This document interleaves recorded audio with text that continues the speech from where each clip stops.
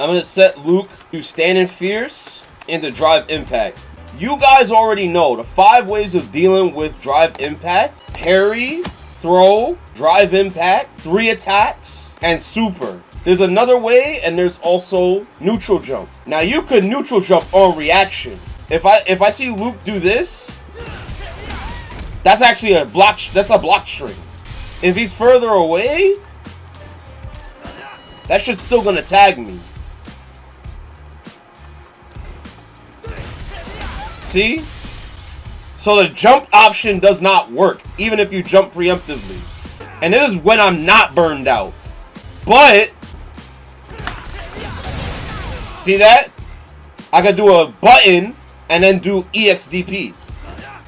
There are ways to get out of this, right? Because I'm not in burnout. You could parry it, but parrying it isn't really rewarding because of the scaling. You have to time it for the perfect parry. So you gotta do all of that for shit scaling.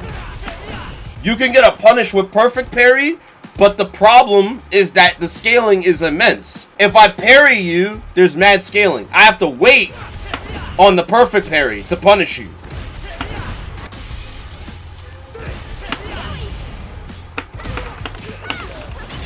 And even then, I'm still gonna have scaling. So why would I ever do parry here, right? I can't jump out of it, even preemptively. It's a true string. I have to perfect parry, right? I have to perfect parry it, and it's shit scaling, right? So why would I even do that? I can throw it, obviously. And that's cool. And I already showed you could do button into fucking DP or anything really. If you could do 2 jabs into heavy DP, whatever. I do it all the time. Of course, you could drive impact on reaction at any point within the 26 frames. React with drive impact. That's the last minute too.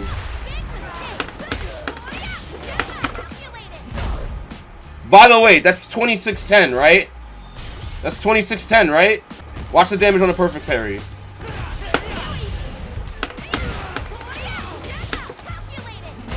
Look at that shit.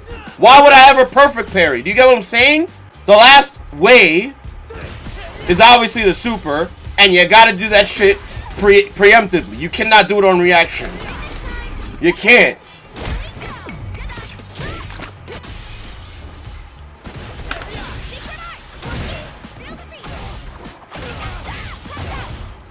That's all the ways to stop drive impact, right? Now watch what happens when I'm burned out. Can't jump because I'm in more block stun. I can't throw. I cannot throw. I cannot throw. I cannot press a button because I'm in block stun. I cannot throw. I cannot press a button. I obviously can't do EXDP, right? Button into EXDP. I can't because I have no drive. I can't parry because I don't have drive. Why would I do it anyway? I can't drive impact because I have no drive. And I can't jump. So the only thing I can do is super. I have to be mashing super. Do you get what I'm saying? Now, the argument here is, well, Sonic Soul, you know, here's the thing. You put yourself in burnout, so you kind of deserve this happening to you, right? But here's the thing. A lot of characters in this game rely on the drive meter for a variety of things, even on offense. Kimberly is very drive meter reliant on a lot of her things, including her setups. So by saying something like that, you're forgetting that there are characters that are meter heavy with their usage.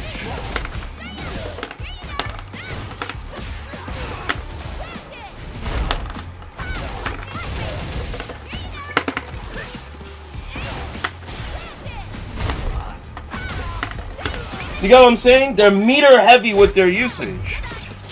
So just understand that. I'm burned out at the end of that, but I kill them, right? There are other characters that are just like that, where they have to spend resources to be able to fucking play the game. To be able to do things, right? Maybe some characters don't have to spend a lot of meter, but a lot of other people do. In truth, like, when you're playing this game, you have to opt to not do a lot of the things that you would like to do to mix the opponent up. Because if you are, you're banking on them just getting mixed to death. All I'm saying is, there are characters that are super meter reliant, like Kimberly is one of them, while other characters aren't meter reliant. When you are blocking, right, you lose drive gauge for being defensive. You cannot tell me that playing defensive is amazing in a game like this. I'm not saying that you never play defensive, but the problem is that your defensiveness cannot be passive. You cannot have passive defense. You must be active. You cannot try to walk back to build space because you're putting yourself in the corner, which means you could potentially get that to happen to you, right? But at least that doesn't happen. It's not as bad when you're not burned out. But when you are burned out, it's really bad. The game does not reward you for being passive, right? The game rewards you for having active defense and playing the mid-range, right? Which is good. Like, you want to play neutral. But the problem is that, like, when you realize that there are other characters in the game, for example, like Guile, who wants to zone you, it's very hard. He cannot just hang back and throw booms. That's just not what he does. That's why a lot of his normals, even his low forward, which moves him forward, a lot of his buttons move him forward to compensate for the fact that he is a zoner, because he has to still play active defense. So that's why, for some characters, when they want to zone you, they still have moves that move them forward. So that way they don't put themselves cornered or put themselves in a situation where they are playing passive defense and they're forced to block and lose drive gauge. You understand me? You can't just say, oh, well, you deserve to get burned out because you fucked up. Because at the higher levels, people are spending their bar to get burned out. Look at Sonic Fox and when he fought Smug. When Sonic Fox fought Smug, Sonic Fox was losing mad bar to set play Smug or to confirm. You cannot forget that Drive Rush is 3 bars when you cancel it off of a normal. And this is very much an active tool within the neutral because everyone's using Drive Rush to convert their normals within the footsie range to be able to actually play. You choose to go offensive, so you lose some defense. That's not the point I'm making. I get that you're going offensive. I get that.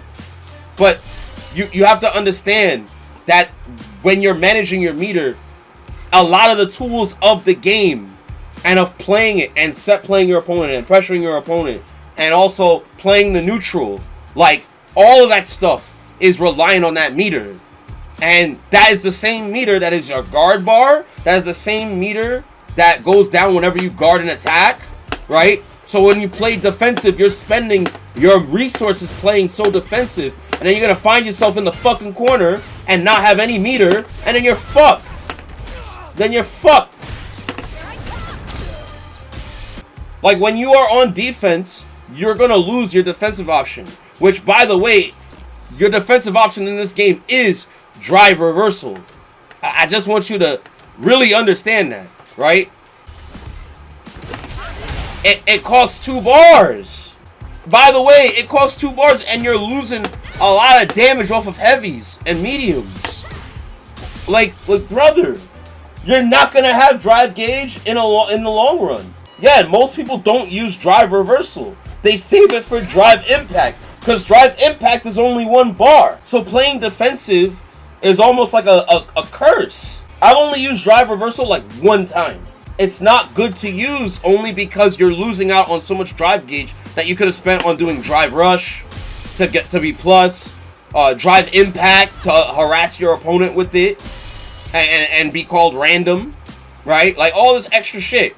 You're using it on your EX moves, right? Whether to control range or to go into offense. There's a lot of meter management and a lot of it is baked into the game. That's why I don't like it when people say like, yo, drive impact, you can just react to it. I'm like, no, you can't. Some cases is that you can't.